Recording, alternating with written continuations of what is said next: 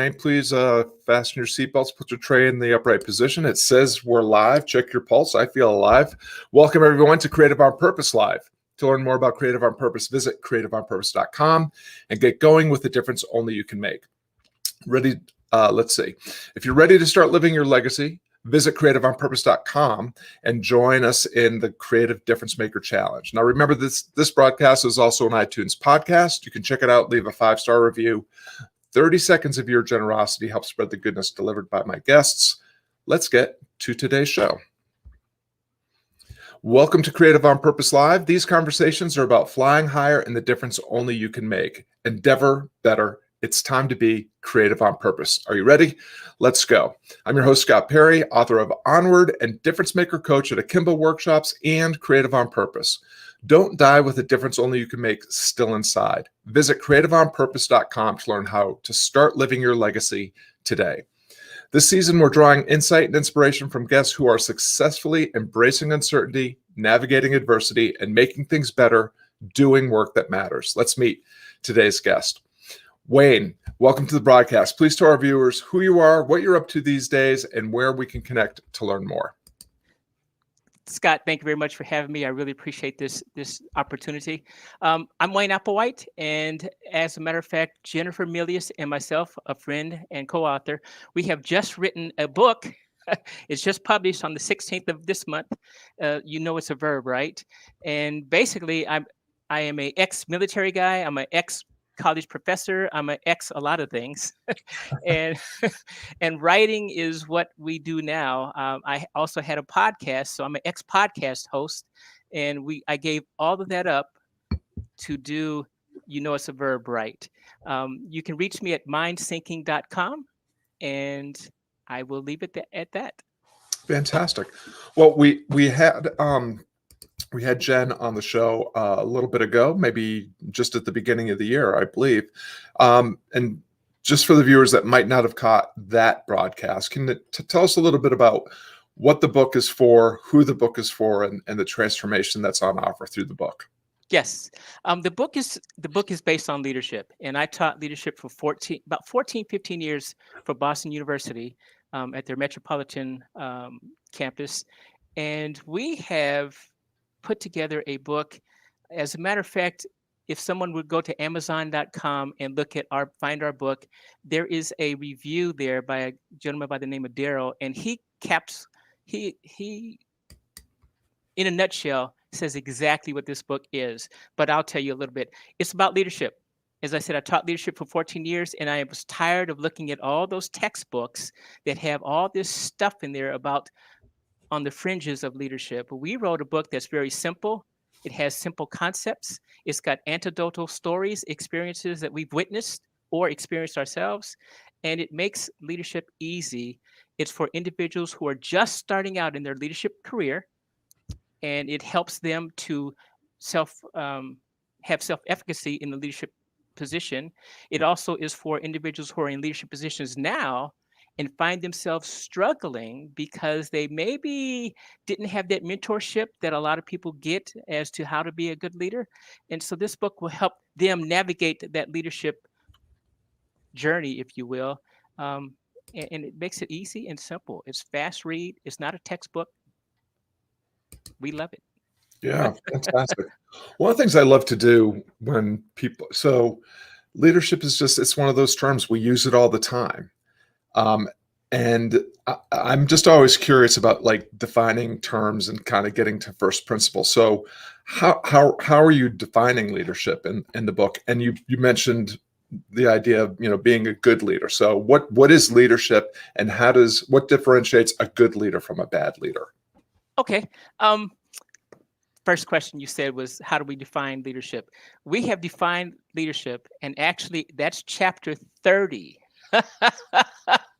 We didn't start this book with the definition. We started this with the simple concepts and the essence, the tenets of leadership, if you will.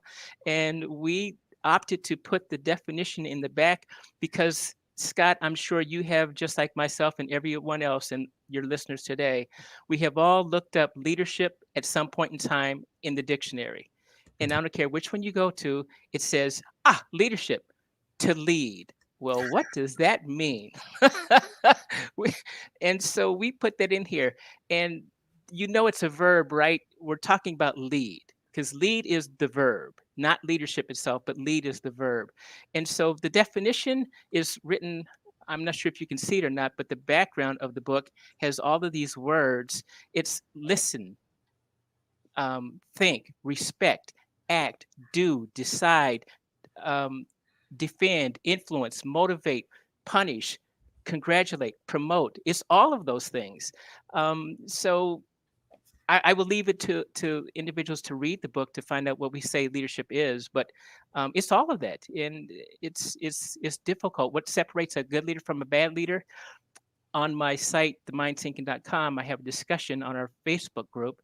I've asked those same questions to the readers, um, and they have come back and said, "Hey, a good leader communicates. A good leader listens. A good leader surrounds themselves with smart people and does not surround themselves with yes people, Mhm. because you need to have someone to say no." I might One of my thoughts is that no one is smarter than everyone else in the room. I don't care who you are. If you have a diverse audience, someone somewhere has a better perspective than what you might want to encapsulate this idea or this concept, and from there the room can grow and we can make things better. What makes a bad leader? Micromanagement. Mm. I, just simple as that. Micromanagement. If somebody has to have their hands in everything, if someone thinks that, oh, you're not doing it correctly because that's not how I would do it, that's not necessarily a good leader, and that's not necessarily one that you would want to follow all the time, because it'd be very tiresome. Every time you turn around, this guy or this lady is second guessing you. Oh, come on. No. I hope that answers your questions. No, that's fantastic. So just wanted to give a shout out to our mutual friend, Jennifer Milius is in the room tuning in as we speak. Uh, Jennifer, I didn't tell Wayne any of the nasty things that you told me about him. I'm just letting you know that up front. So, Wayne, one of the things that I'm hearing in what you're saying is, well, let me back up a little bit. I think that too often we have a mistaken idea of or vision of what leadership is, because I feel like, at least especially here in the United States, we tend to reward people and elevate people who express or have a posture that's very confident and very certain. And usually they have a lot of confidence about things that they're not terribly good at, and they have a lot of certainty about things that cannot be empirically proven to be true. And what I'm hearing in some of your description about leadership is that leaders actually are a little bit less certain and a little bit more curious, and are a little bit less overconfident, and embracing a little bit more consideration. And I think it's really hard. I know, as someone that has leadership roles within the Akimbo workshops, for instance, and leading my own community and coaching program, I have to frequently remind myself of just what you were saying. Like, I need to welcome a diversity of perspectives into this conversation. I need to get other insights and other ideas other than the fantastic ideas that I, of course, am coming up with, and all the things that I know must be correct because they came from my fantastic brain, right? So, what are the things? What are some of the things that we can practice that will help us be the kind of leader that you're talking about and you're writing about in your book? Oh, great question. Thank you very much. And you're exactly right. What are some of those things? Some of those things is just simply listen, because if the individuals who are actually doing the job, if they continue to find errors, or they continue to find things that could make the product better, and make it go out quicker, and make it be just robust, that everyone would like, listen to what they're saying. Now, as you know, and I know, and as Jen knows, every idea that comes from the masses is not a good idea. Mm. But we have to look at every idea. And we've got to be able to be smart enough and have people who are smart enough to say, oh, this is a good idea, or this is a bad idea. But I remember there was one, and I don't, it was a Harvard Business Review article that I read. many years ago, and there was a production line problem in an automobile industry, and I'm not sure which one it was, but what happened was there was this front seat. It was a bench seat, and it didn't work with what the leadership was wanting it to do. One of the guys, one of the engineers said, "Okay, I will take that and I will fix this," because he knew what you were just talking about. He knew that people, other engineers, or individuals on the assembly line, they could probably have an answer for this, but no one upstairs was willing to listen to them. What he did was he took this bench and he put it in the middle of the break area and said, and had a note on it and said, "This is wrong and this is not working.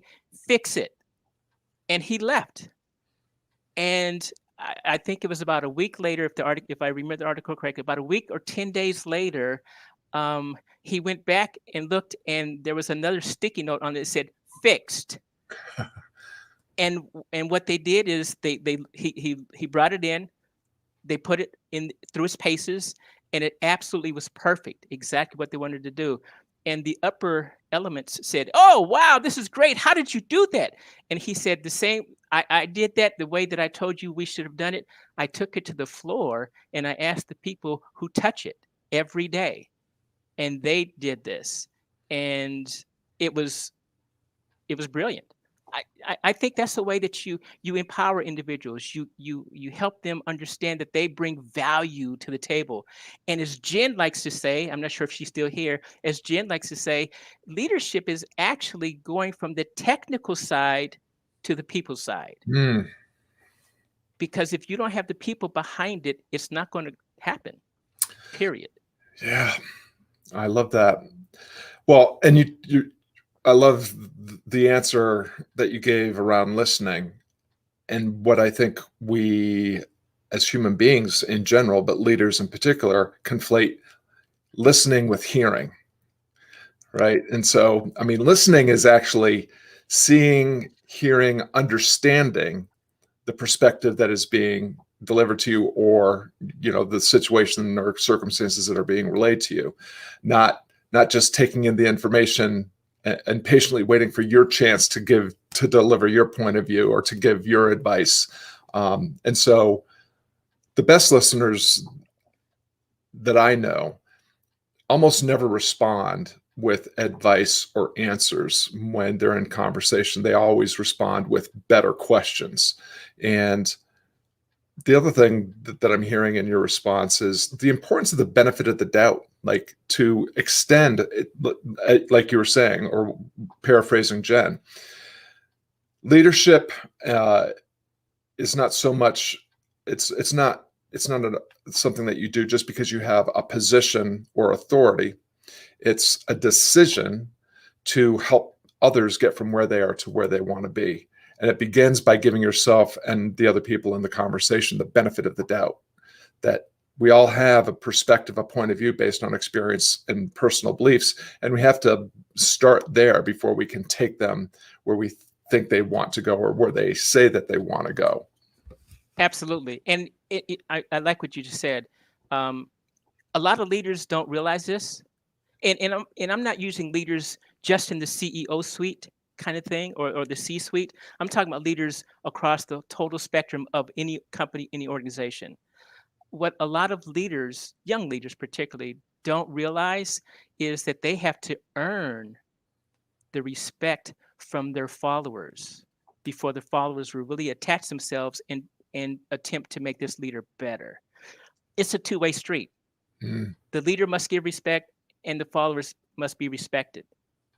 And the followers must give respect, and the followers must be respected as well. Without that two-way street, it's going to be oil and vinegar all the time. But once a leader realizes that they're it's an earned privilege to be called their leader, oh my goodness, it's a difference. It's like you go to a party. You'll know a bad leader from a good leader just listening to the conversations, because if someone would go to a event, and let's say I have my spouse here, and I say, "Oh, and Scott, you're my boss, okay? I would love to be able to say to you, oh, and I'd say to my wife, "Hey, Inga, here's Scott. Let me introduce you. Scott's my boss." That's the sign of a good leader, because they want to really bring you in personally to meet my wife.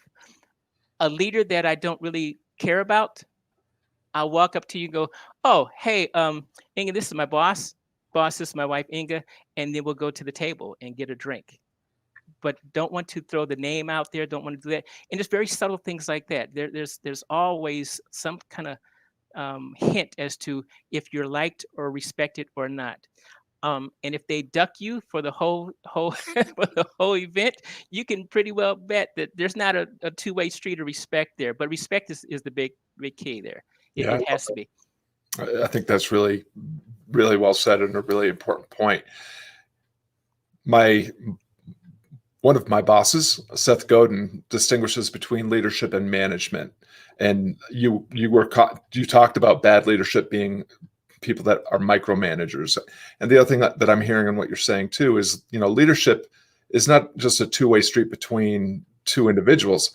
It actually starts when you decide to lead yourself, to decide that I am on a journey to become a better version of who I am, so that I can better serve those that I do my work and live my life with and for. I wanted to also just bring in, Melissa made a comment. My first supervisor told me they felt successful when the department ran better without her than with her. And it reminds me a little bit of one of the things that, as a head coach, I tell my coaching teams in the Kimbo workshops, which is the job of a coach is to coach themselves out of their job. And if you do that, you will always have a job. I like to always say, I like to work myself out of a job, no matter what it is. I always took, in the military and even in other aspects of corporate world, I always took the hard jobs. I always volunteered for the hard jobs, because I like to get it better, get it working, get it to hum like a well-oiled machine, and then I'm bored and I'm ready to go. Right. So I always try to work myself out of a job. And I liked what you said also about listening. A friend of mine, his name is Mick, and Mick told me, he says, "Wayne, there are 7 words that one needs to listen to while you are in a conversation with someone else." And he says those 7 words are, "Am I listening or waiting to speak?" Mm-hmm. And he said he would always press his finger or his fingers across his lip, because he always wanted to jump in, because he's analyzing what they're saying and he's trying to get ready, like you said, waiting for that pregnant pause so he can jump in and say what he wants to say. And he's missed everything else. And so when you learn, am I waiting? Am I listening or waiting to speak? When you learn that, you slow down and think. And thinking is something that we as leaders and followers need to do as well. We need to add that into our schedule. We need to have 10, 15 minutes of thinking time.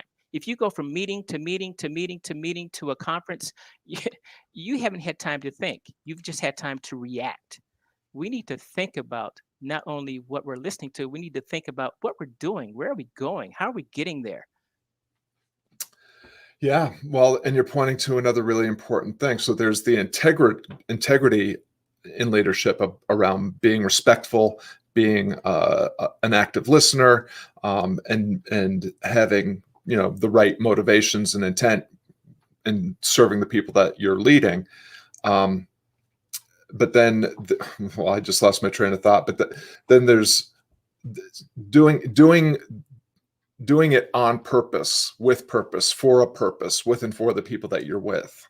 It's again, leadership has to be done with intention if it's going to get anybody anywhere. I just was loving what you were saying there. That one of the things that I'm curious about is, I have found that most of the people that come to this broadcast, and I know that I myself, the work that I do has really come about because I had to solve a problem for myself first, or I had an itch of my own that I had to scratch. So I'm just wondering, is there where was the motivation for you in writing this book on leadership? And what was the problem of your own that you had to solve first? Or what was the mistake that you made that you had to rectify? Or what was the challenge that you were seeking to overcome for yourself that turned into this book that is helping people avoid some of those kind of mistakes and challenges? Thank you. Great question. You're full of great questions. This is really cool. Do my best.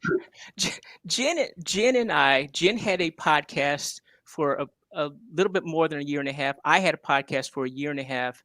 And both podcasts were based on leadership. I listened to her podcast. I listened to other individuals' podcasts in the same group. And she listened to mine. I had invited her 4 times to my podcast. And we decided to, after that, we decided to write this book. As I said, I taught leadership for 14 years. Scott, I got tired of looking at the news, reading the newspaper, watching all of these individuals who are legitimately in leadership positions, time and again, not showing integrity, not showing respect, abusing power, doing all the sexual harassment, and wanting to get away with it. And then I see them crying on TV, male or female, it didn't matter. They're crying on TV about, oh, I've let my family down, I've let my company down. No, they think that's a one-time pass and they can get by with that. And oddly enough, some of them did, because they find themselves in better positions after that has come unveiled. We wrote this book to say, no, that is not good behavior. We wrote this back to say, we have lost what integrity is. We have lost what honesty is. We have lost what all of these good things are. And we need to go back to the basics, back to the tenets of leadership, and build it from there, and have that kind of momentum come back to the forefront. I enjoyed what you said about the leadership versus management, because there are managers who are leaders and there are leaders who do manage, but they are absolutely different.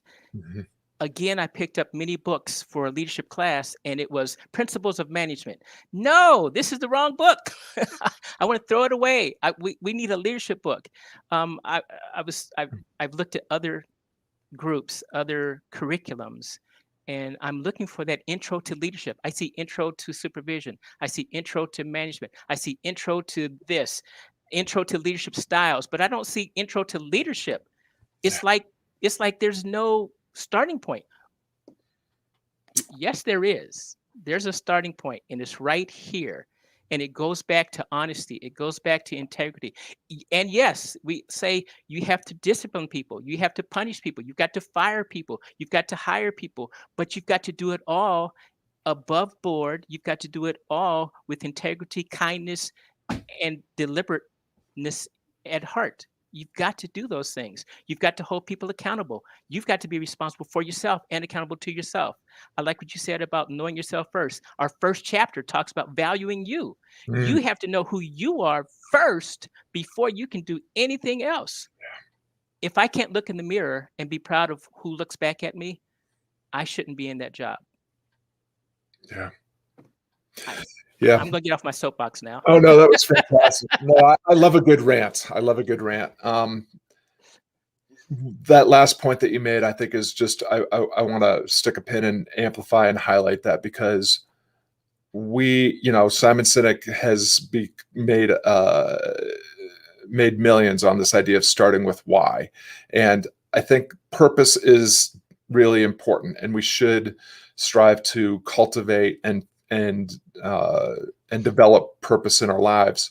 But it's not a destination. It's something that you cultivate by acting purposefully, by doing things on, with, and for a purpose, with and for the people that you're with intention and integrity. And that what you're saying about values is, it really comes to where we need to start, is starting with who. Who are you? What are your values? What are your beliefs? What are your guiding principles? And who do you want to become?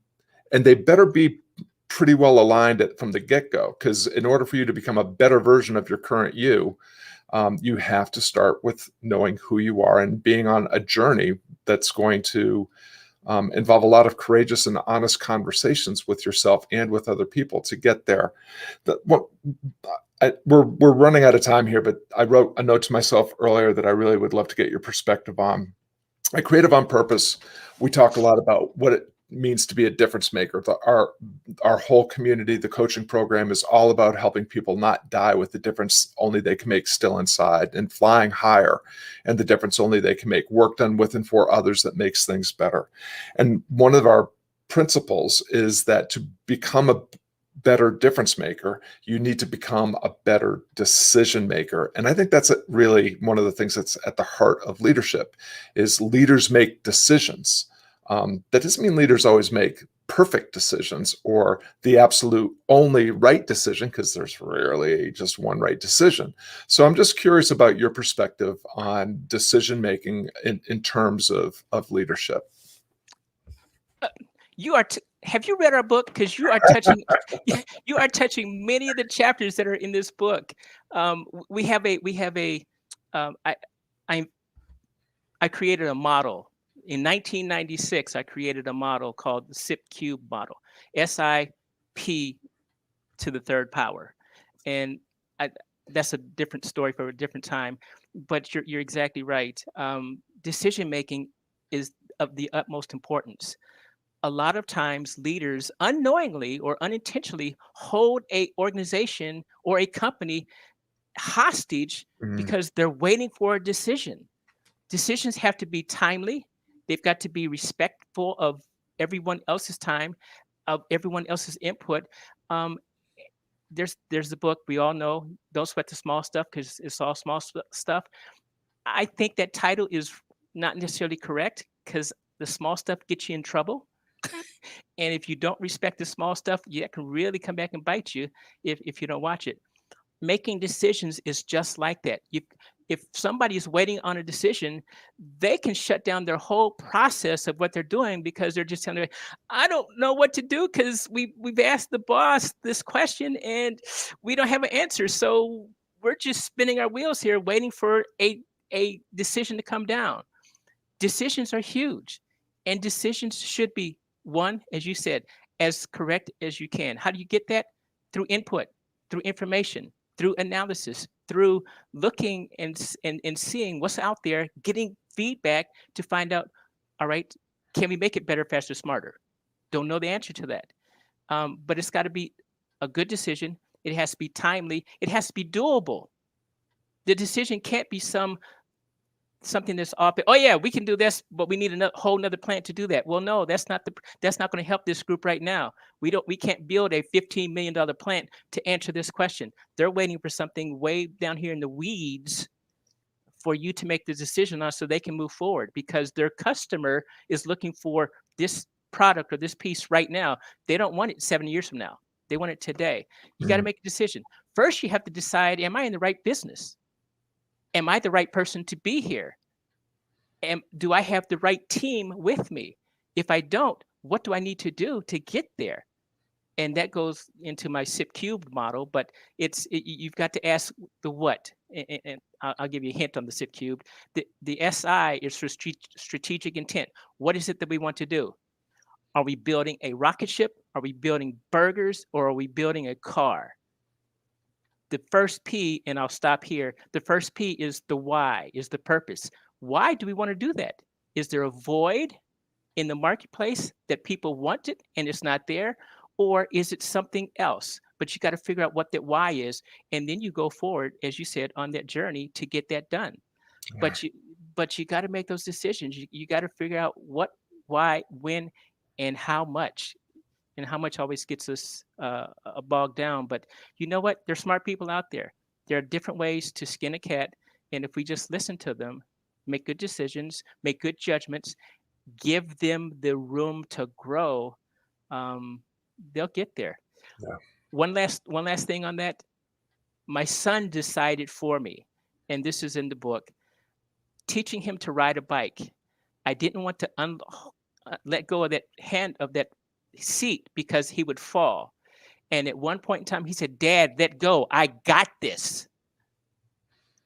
As a leader, you got to let go sometimes because they got it, and let them do it. And we're there. Yeah, well, we could have a whole nother conversation around trust and leadership. So maybe we'll have to do that another time. Well, we're reaching the end of our time together, Wayne. The last question I ask all my guests is, This is a show that's dedicated to helping difference makers like you fly a little higher in the difference only they can make. If you had one tip, piece of advice, one reflection to share that you haven't shared already, to impart, just a little bit of wisdom to, share some insight or inspiration for somebody else's journey in becoming a more effective, disciplined, and thriving difference maker, what would that be? Have joy in your persona. Keep kindness in your heart. And I don't care where that bar is, at work, at home, professional goals or personal goals. I don't care how high that bar is. Always strive to be better, to do better. Love it. Love it. All right. Thanks everyone for tuning in. Wayne and I really appreciate you lending us some of your valuable time and attention, and we hope today's broadcast motivates you to lean into an endeavor that matters with greater curiosity and courage. You can learn more about Wayne Applewhite at mindsync.com. It's right down there below. And of course, it's always great to see you at creativeonpurpose.com. Now, take the insight and inspiration from this conversation and fly higher in the difference only you can make. Wayne Applewhite, thank you so much for your time and sharing so much wisdom and expertise with us today. Scott, thank you. I'm very honored to be here, and Jen is as well. Thank you very much.